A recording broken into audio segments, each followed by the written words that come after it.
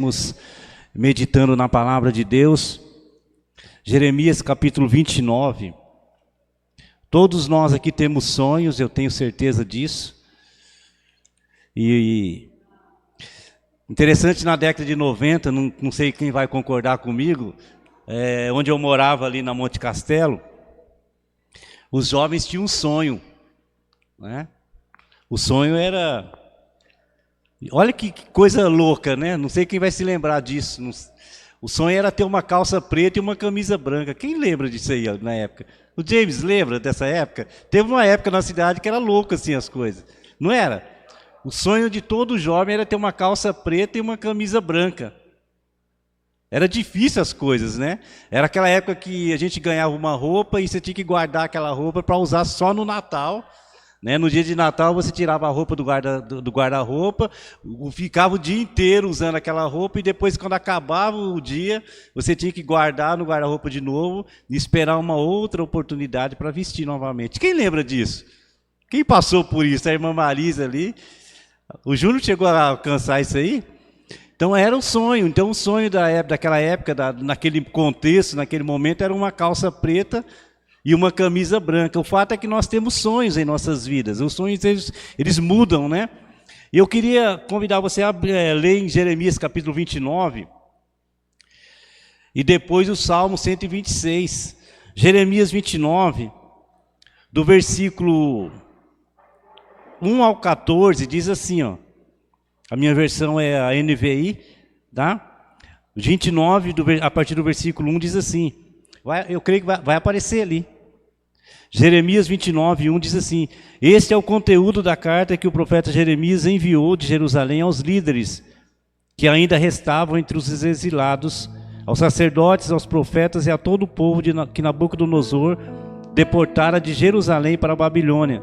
Isso aconteceu depois que o rei Joaquim e a rainha mãe, os oficiais do palácio real, os líderes de Judá e Jerusalém, os artesãos e os artífices foram deportados de Jerusalém para a Babilônia. Ele enviou a carta por intermédio de Eleazar, filho de Safã, e Gemarias, filho de Euquias, os quais Zedequias, rei de Judá, mandou a Nabucodonosor, rei da Babilônia. A carta dizia o seguinte, versículo 4: assim diz o Senhor dos exércitos, o Deus de Israel, a todos os exilados que deportei de Jerusalém para a Babilônia: construam casas e habitem nelas, plantem jardins e comam de seus frutos, casem-se e tenham filhos e filhas, escolham mulheres para casar-se com seus filhos e deem suas filhas em casamento, para que também tenham filhos e filhas. Multipliquem-se e não diminuam, busquem a prosperidade da cidade para a qual eu os deportei e orem ao Senhor em favor dela, porque a prosperidade de vocês depende da prosperidade dela. Porque assim diz o Senhor dos exércitos, o Deus de Israel: não deixem que os profetas e adivinhos que há no meio de vocês os enganem. Não deem atenção aos sonhos que vocês os encorajam a terem. Eles estão profetizando mentiras em meu nome. Eu não os enviei, declara o Senhor. Versículo 10. Assim diz o Senhor: quando se completarem os 70 anos da Babilônia, eu cumprirei a minha promessa em favor de vocês, de trazê-los de volta para este lugar. Versículo 11. Porque sou eu que conheço os planos que tenho para vocês, diz o Senhor, planos de fazê-los prosperar e não de lhes causar dano, planos de dar-lhe esperança e um futuro. Então vocês clamarão a mim, virão orar a mim e eu os ouvirei. Vocês me procurarão e me acharão quando me procurarem de todo o coração. Eu me deixarei ser encontrado por vocês, declara o Senhor. Eu os reunirei, eu trarei de volta do cativeiro, eu os reunirei de todas as nações e de todos os lugares para onde eu os dispersei. Os trarei de volta para o lugar de onde os deportei, assim diz o Senhor. Agora nós vamos lá em Salmo 126. Salmo 126, do versículo 1 ao 6. Salmo 126 diz assim: quando o Senhor trouxe os cativos de volta a Sião, foi como um sonho. Então a nossa boca encheu-se de riso e a nossa língua de cantos de alegria. Até nas outras nações se dizia: o Senhor fez coisas grandiosas por esse povo. Sim, coisas grandiosas fez o Senhor por nós, por isso estamos alegres. Senhor, restaura-nos assim como enches o leito dos ribeiros no deserto.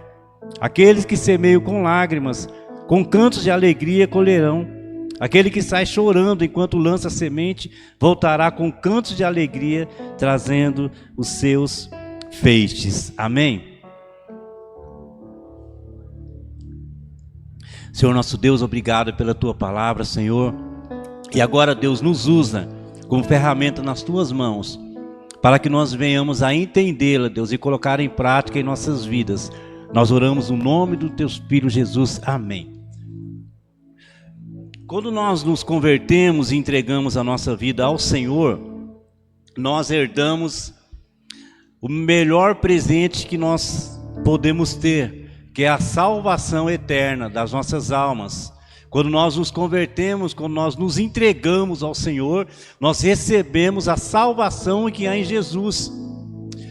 Porém, juntamente com essa salvação, não para por aí. Juntamente com essa salvação, nós recebemos benefícios espirituais da parte de Deus. Nós recebemos da parte de Deus benefícios grandiosos para as nossas vidas aqui na terra.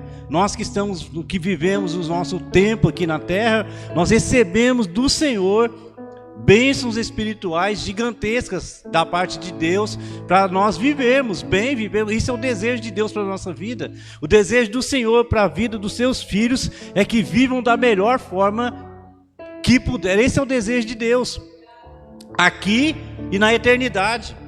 E esse texto que nós lemos, os dois textos, o primeiro texto de Jeremias 29, fala de sonhos. Porém, o texto de Jeremias fala de sonhos num contexto onde os filhos de Deus, o povo de Deus, estavam sendo levados prisioneiros. Quem conhece a história da Babilônia sabe disso.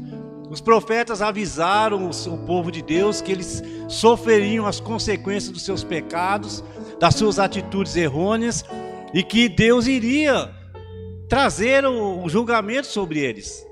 Porque Deus, Ele nos ama. Algo que nós precisamos entender bem é que Deus nos ama de tal forma que Ele não vai deixar nós pecarmos deliberadamente. Virá algo sobre nós para que essa vida errada que às vezes nós vivemos, ela cesse. Porque o amor de Deus pelas nossas vidas é grandioso. Ele quer nos proteger, Ele quer nos abençoar. E às vezes caminhos que nós vivemos não são caminhos bons. Então Deus, Ele trabalha, e às vezes até em situações terríveis para a nossa vida. Situações que aos nossos olhos é ruim para nós, mas aos olhos de Deus são bênçãos que nós iremos ao longo dos anos perceber que era a mão de Deus sobre as nossas vidas para nos proteger, para nos dar bênçãos futuras. Esse é o plano de Deus. Esse é o primeiro texto que nós lemos de Jeremias 29, onde havia sonhos. Deus, Ele, através do profeta Jeremias, profere sonhos para um povo que estava sendo levado prisioneiros. Olha que loucura! O povo de Deus tendo a cidade destruída, mas que lá na Babilônia, lá numa terra distante, lá numa terra onde os inimigos os levariam, Deus, Ele através do profeta Jeremias, dá ordens para que eles prosperem, construam. Não é?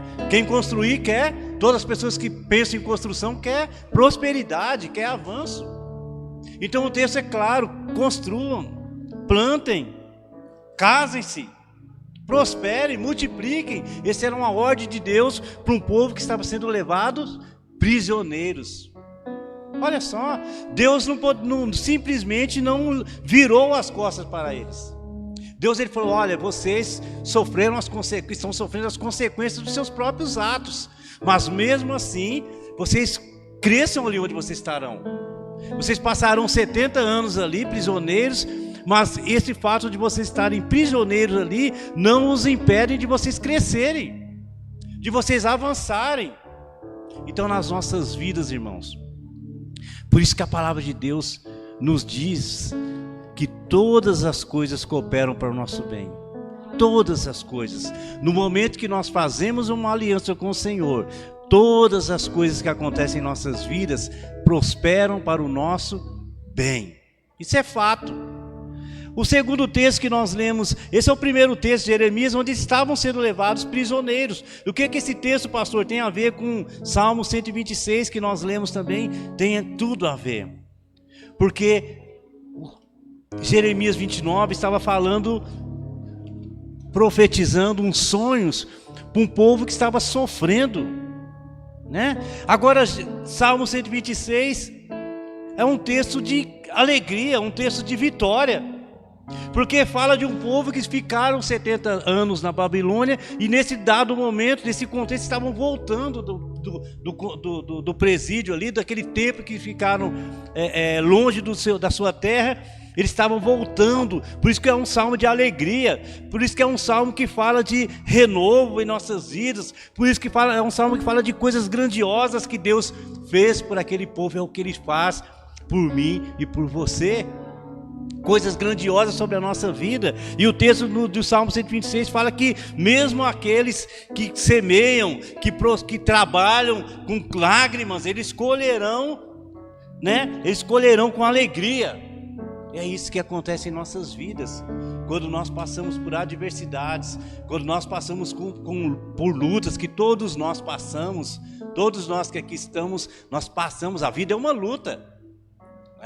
Levantar amanhã pela manhã e correr atrás dos nossos objetivos, dos nossos sonhos, é uma batalha diária para cada um de nós. Amanhã pela manhã, uma grande maioria aqui levantarão, né? Nós temos os nossos compromissos, as donas de casa têm os seus compromissos, os alunos têm que estudar, os trabalhadores têm que... É uma luta diária, né? Pagar os nossos impostos, nós mantemos a nossa vida controlada, equilibrada. É uma luta no Brasil que nós vivemos, é difícil, não é? Isso é fato, mas o fato é que em todos os contextos Deus é um Deus de bênção.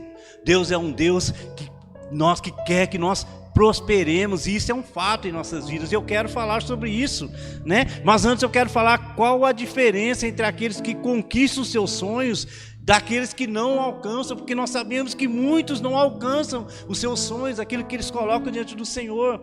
Olha o que diz Augusto Cury, né, um psiquiatra, um grande psiquiatra, Augusto Cury, ele diz o seguinte, ele define sonhos, Augusto Cury, ele define os sonhos não como desejos superficiais. Olha só que legal, eu achei essa citação. Cury, ele define os sonhos não como desejos superficiais, mas como projetos de vida essenciais para dar sentido à existência. Olha só, Augusto Cury, ele não define os sonhos, né, como desejos superficiais, mas como projetos de vida essenciais para dar sentido à existência. Para ele, o sonho é o teto que protege a emoção e a bússola que indica o caminho para as metas. Olha só. Sabe por que ele diz isso? Porque desejos superficiais, eles se desfazem com as dificuldades. Todos nós temos desejos, porém há uma diferença entre desejos superficiais e sonhos. Porque os desejos, o Júnior é psicanalista, ele sabe disso melhor do que eu. Os desejos, eles se desfazem. Todo mundo tem desejo aqui, né? Agora os sonhos, os objetivos, principalmente que Deus está inserido, eles não se desfazem pelas dificuldades. Os desejos superficiais, eles ficam no meio do caminho, enquanto os sonhos de Deus, eles avançam, mesmo enfrentando adversidades, mesmo enfrentando dificuldades. Os sonhos, eles caminham, eles é a bússola que controla, que direciona, que mostra, que indica o caminho para as nossas metas, para nós alcançarmos os nossos objetivos. Meta, prioridade e disciplina são situações que todos nós que temos sonhos, nós precisamos nos aprofundar nesses caracteres, né? Eu tenho certeza que você que está aqui tem sonho, né? O sonho da década de 90 era uma calça preta e uma camisa branca, né? Aí os sonhos vão mudando, né? Hoje as pessoas querem, o sonho do brasileiro é ter a casa própria, é adquirir o seu carro. Isso não é pecado, né? Ter uma conta financeira como a do pastor Júnior e da Esther aí, né? Todo mundo quer, né? Como a família do James ali, uma conta financeira bonita, recheada, né? Todo mundo quer esse desejo, né? Então, assim, são sonhos. Para que nós alcancemos esses objetivos, nós precisamos adquirir algumas disciplinas nas nossas vidas. Mas eu quero então falar de algumas atitudes que impedem, que atrapalham a realização dos nossos sonhos, né? Primeira atitude que impede, você que tem um sonho na vida, primeira atitude que te impede de alcançar esses objetivos. Primeira atitude, falta de posicionamento. A primeira coisa que impede uma pessoa de alcançar os seus objetivos é falta de posicionamento. Lá em Jeremias 29, do versículo 4 ao 7, diz assim, ó: assim diz o Senhor dos Exércitos, Deus de Israel, a todos os exilados que deportei de Jerusalém para a Babilônia: construam casas e habitem nelas, plantem jardins e comam dos seus frutos. E vai falando, né? Prosperem, né? Casem-se. Então, algo que nós precisamos, que nós não podemos deixar que prospere na nossa vida, é falta de posicionamento. Eu tenho que me posicionar, né? Se eu quero alcançar um objetivo, eu preciso me posicionar. Eu preciso ser proativo. Eu preciso dar continuidade nos meus projetos. Aí a pessoa fala: pastor, eu tenho um sonho na minha vida. Aí eu pergunto: qual o seu posicionamento para que aconteça a realização do seu sonho? Você tem um sonho ou você tem um objetivo? Ou você tem um desejo, melhor dizendo? Um desejo superficial. Porque o desejo superficial, na primeira dificuldade que você tiver pela frente, você vai desistir, né? Quando eu fiz seminário em Prudente, viajava todos os dias para Prudente, 4 anos. Pegava o ônibus aqui 5h30. Quem estuda aqui em Prudente sabe disso. Não sei quem estudou aqui, fez faculdade. Entra no ônibus aqui. Agora tem mais fácil aqui, mas na época não tinha. Eu entrava no ônibus aqui 5h30, parava em Prudente 7h15, andava 12 quadras, ia para o seminário, voltava, chegava meia-noite e 15 em casa. 4 anos. E a dificuldade batendo na porta. Porém, eu tinha um sonho. Eu tinha um sonho de fazer a obra de Deus, de estar trabalhando para o Senhor. E as dificuldades que vieram não me impediram de alcançar o objetivo, de concluir os 4 anos ali no seminário, de sair formado. Então, irmãos, posicionamento. Se você tem um sonho na sua vida, seja ele qual for, você tem que ter proatividade, você tem que ter posicionamento, você tem que querer, você tem que levantar de manhã, você tem que trabalhar, você tem que executar, você tem que prosperar para que você possa alcançar o objetivo que você tem na vida. Pastor, eu quero passar no concurso. Estude. Pastor, eu quero passar no concurso. Quantas horas está estudando? Estou estudando 15 minutos por dia. A irmã Odete, ele é professora, sabe que não é assim. Quero passar no concurso do Banco do Brasil, pastor. Eu falei: é? Então, faz a sua parte. A parte que nós temos que fazer, Deus ele não vai fazer por nós. Posicionamento, né? No meu concílio pastoral que eu fiz, a gente tinha que praticamente decorar a Bíblia. Tinha que responder as perguntas com a Bíblia. E eu tive que ralar. Eu dormi em cima da Bíblia, estudando, para que eu fosse bem sucedido. E fui, graças a Deus, passei direto. Mas posicionamento. Aí eu pergunto a você: você tem se posicionado naquilo que você pede para Deus? Tem que ter posicionamento. Lá em Jeremias capítulo 32, um pouquinho para frente aí, versículo 24 ao 27, olha só. Jeremias 32, versículo 24 ao 27, diz assim, ó: as rampas do cerco são erguidas pelos inimigos para tomar a cidade, pela guerra, pela fome e pela peste. Ela será entregue nas mãos dos babilônios que a atacaram. Cumpriu-se aquilo que disseste, como vês. Ainda assim, ó soberano Senhor, tu me mandaste comprar a propriedade e convocar testemunho do negócio. Embora a cidade esteja entregue nas mãos dos babilônios, a palavra do Senhor veio a mim dizendo: eu sou o Senhor, o Deus de toda a humanidade. Há alguma coisa difícil demais para mim? Vejam só, posicionamento de Jeremias. A Babilônia invadindo a terra, Anatote, e Deus ele dá uma ordem para Jeremias para comprar uma propriedade. Olha que loucura!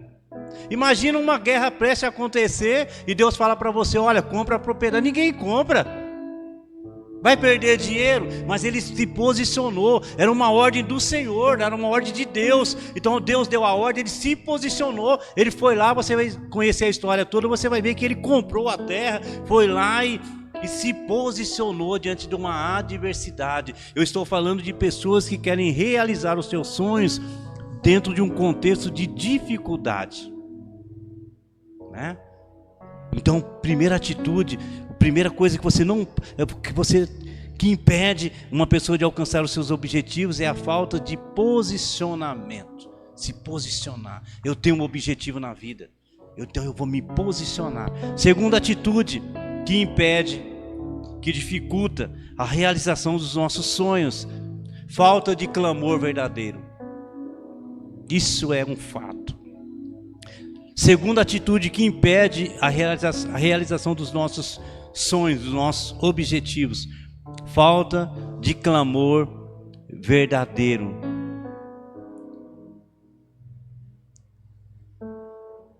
Versículo 8 ao 10 diz assim, de Jeremias 29. Diz assim, ó: porque assim diz o Senhor dos Exércitos, Deus de Israel: não deixe que os profetas e adivinhos que há no meio de vocês os enganem. Não deem atenção aos sonhos que vocês os encorajem a terem. Eles estão profetizando mentiras em meu nome. Eu não os enviei, declara o Senhor. Versículo 10.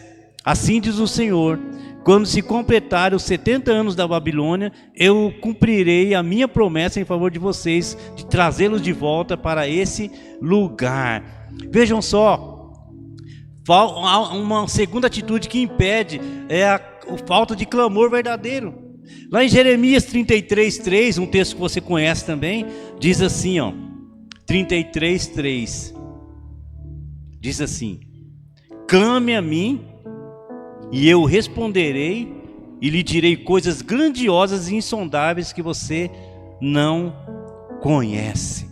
Veja só, lá em Lucas capítulo 18, do versículo 1 a 8, fala da viúva persistente também, que clamava a Deus dia e noite, que buscava a presença de Deus.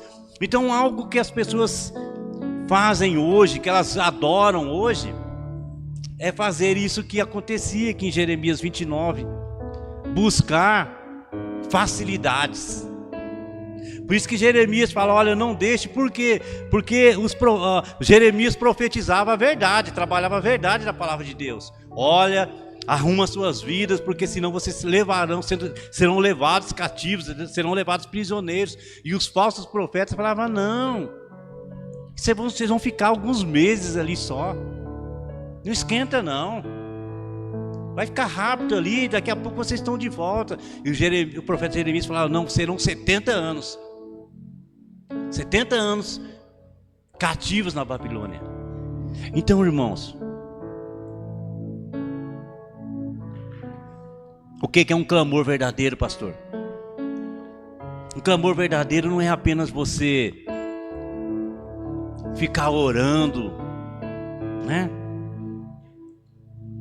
Orar sempre é importante, mas juntamente com a oração é o posicionamento que nós falamos e uma vida condizente com o reino de Deus. Isso é clamor verdadeiro. Porque não adianta eu clamar ao Senhor. Por isso que lá em 2 Crônicas 7,14 diz assim: para que nós busquemos o Senhor. Coloca aí, Vitória, 2 Crônicas 7,14, para a gente ler bem isso. Ó, se o meu povo que se chama pelo meu nome se humilhar e orar, presta atenção, se humilhar e orar, né? Orar é isso que nós fazemos, buscar a minha face. Agora que vem o clamor verdadeiro: se afastar dos seus maus caminhos. Há um conjunto aí: dos céus eu ouvirei, perdoarei o seu pecado e curarei a sua terra. Esse é o clamor verdadeiro. É eu buscar, é eu orar, é eu buscar a presença de Deus, porém eu ter uma vida condizente, uma vida cristã autêntica. Então, quando nós olhamos Jeremias 29, no versículo 8 ao 10, Jeremias está falando, olha, não deixe, né, que os falsos profetas os enganem, né? Não dê atenção aos sonhos. Então, às vezes você liga a televisão, você vê sonhos falsos sendo ditos ali. Não se preocupa não, você vai conquistar. Sim, nós conquistamos, mas é preciso as características de uma vida cristã autêntica para que nós venhamos a alcançar os nossos objetivos. Por quê, pastor? Porque Deus é um Deus de ordem, Deus é um Deus justo, Deus é um Deus que Ele não aceita negociações, Ele não aceita, Deus, Ele não tem com Deus não tem um negócio de jeitinho brasileiro. A gente tem um jeitinho brasileiro, a gente dá um jeitinho. Com Deus não existe jeitinho brasileiro. Com Deus é ou não é. Com Deus as coisas acontecem dentro de uma ordem, né? Deus é um Deus de ordem. Então o clamor verdadeiro é você buscar, é você orar, porém é você então também ter uma vida correta diante do Senhor, uma vida correta que agrada ao Senhor. Então quando você clama ao Senhor, verdadeiramente Deus Ele ouve e Deus Ele responde às nossas orações. E terceira atitude que impede a realização dos nossos sonhos é a falta de fé. Tem muita gente que não tem fé, isso é um fato, uma fé verdadeira, né? Eu falei sobre isso alguns dias atrás, lá no versículo 11, diz assim: porque sou eu que conheço os planos que tenho para vocês, diz o Senhor, planos de fazê-los prosperar e não de lhes causar dano, planos de dar-lhes esperanças e um futuro. Então a falta de fé é uma atitude que às vezes as pessoas têm. Eu falei só alguns dias isso aí. Eu tenho aquela fé, não, eu tenho fé que vai. Não, a fé posicionada, a fé que move montanhas, a fé que nos coloca em posicionamento, que nos tira da inércia. É uma fé que diante das situações difíceis, ela nos coloca, nos faz enxergar aquilo que o contexto momentâneo não nos faz ver. Aquela fé que nós olhamos além do natural, né? E lá em Hebreus 11:6 diz que sem fé é impossível agradar a Deus. Então quer agradar a Deus? Tenha fé. Quando nós começamos essa obra aqui, o Cícero ali acompanhou a gente aqui trabalhando ali dentro do buraco aqui, né? Aí os caras falavam, esse cara é louco, né? Esse cara é louco. Mas eu sabia aonde iria chegar, eu tinha certeza absoluta do resultado final, né? Por isso é fé, é você agir, você caminhar, mesmo com as dificuldades à sua volta. Isso é fé verdadeira. Então isso impede a falta de fé. E a fé é falta de fé para buscar o sobrenatural. Tem gente que a falta de fé é tão grande que ela vive apenas no natural, no plano natural. Mas a fé real, nós temos que alinhar o natural com o sobrenatural. O natural é aquilo que cabe a nós fazermos, né? O trabalho, a ação que cabe a nós. E juntamente com isso nós buscarmos aquilo que nós não conseguimos alcançar, nós colocamos diante de Deus. Senhor, está nas tuas mãos. Até aqui eu consigo ir, Senhor. Daqui para lá eu não consigo. Então haja em meu favor. Faça aquilo que as minhas mãos não conseguem, né? Falta de fé para crescimento. Tem pessoas que ficam ali a vida toda, né? A fé é tão fraca, vamos dizer assim, que ela não cresce. Ela se contenta, né? E o texto nós lemos aqui que Deus ele exige que você avance, eu e você, que nós cresçamos, que nós construímos, né? A gente já parou por aqui, já tem pensamentos nossos aqui de comprar um outro terreno e construir outra igreja. Já está rolando essa ideia por aí. Que esse é o desejo de Deus para as nossas vidas, para nós crescermos. Falta de fé para ter uma vida de fidelidade com o Senhor. falta de fé para confiar, né? A confiança e a fé, elas se entrelaçam, né? A fé e confiança são entrelaçadas. E agora eu quero falar de atitudes para que nós alcancemos os nossos objetivos bem rápido. Falta de posicionamento, então a atitude correta é posicionamento espiritual estratégico. Posicionamento espiritual estratégico. Não é um posicionamento frouxo, não. É um posicionamento espiritual, porém estratégico. Jeremias 32, do versículo 8 ao 10, diz assim, ó. Eu vou resumir aqui por conta do tempo. Jeremias 32, do 8 ao 10, diz assim: conforme o Senhor tinha dito, o meu primo Hanamel veio ao meu encontro no palácio da guarda e disse: compre a propriedade que tem em Anatote, no território de Benjamim, porque é seu direito de posse e de resgate, compre-a. Então compreendi que essa era a palavra do Senhor. Assim comprei do meu primo Hanamel a propriedade que ele possuía em Anatote. Aí que vem a estratégia que eu estou dizendo, vejam só. Pesei a prata e lhe paguei 17 peças de prata. Versículo 10. Assinei e selei a escritura. E pesei a prata na balança, olha só, diante de testemunhas por mim chamadas.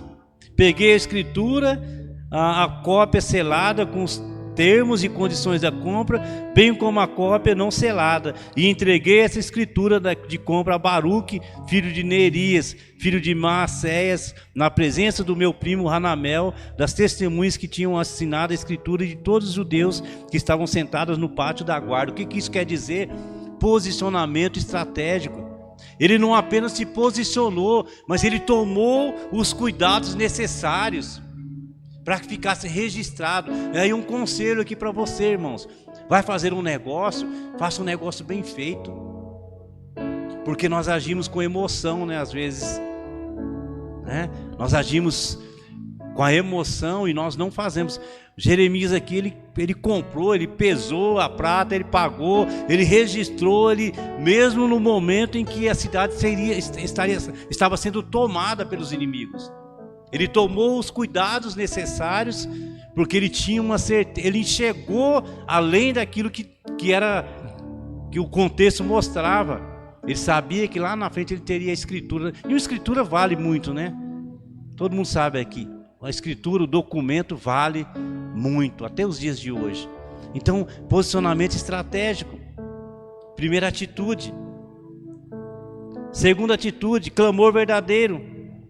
Jeremias 32, a partir do versículo 17. Olha só, diz assim: ah, soberano Senhor, tu fizeste os céus e a terra pelo teu grande poder e por teu braço estendido. Nada é difícil demais para ti. Mostra bondades até 1000 gerações. O Jeremias, ele vai falando, Jeremias, ele compra ali. Olha que loucura, irmãos, às vezes para nossas vidas. Não é fácil. Deus, ele dá uma ordem para Jeremias comprar um terreno onde estava sendo invadido ali. Jeremias confia na palavra do Senhor, mas o lado humano dele fala mais alto. O que ele faz?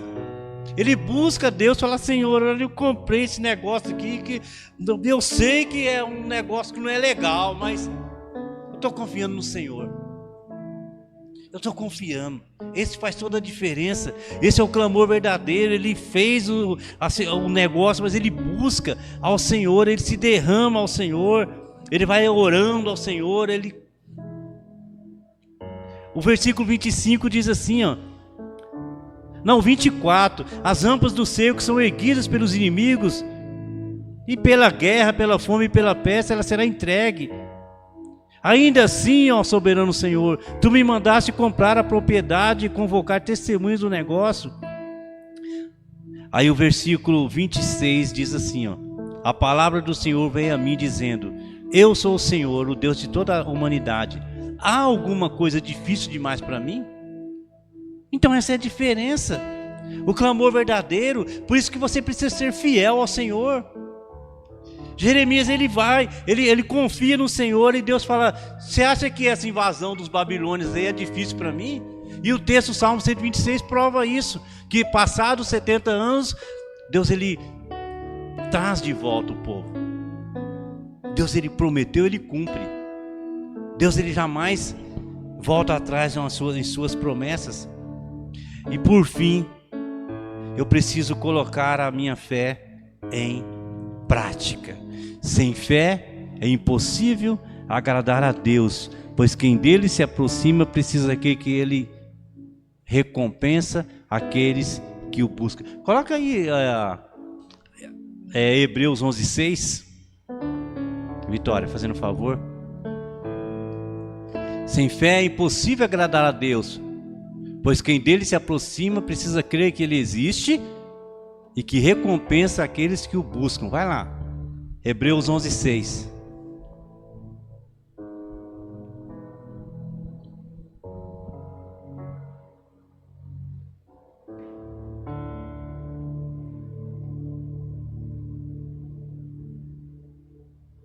Isso. Sem fé é impossível agradar a Deus, pois quem dele se aproxima precisa crer que ele existe, não só existe, e que recompensa aqueles que o buscam. Então, irmãos, tenha fé, tenha posicionamento na sua vida, clame ao Senhor. Se você tem um sonho na sua vida, clame a Deus.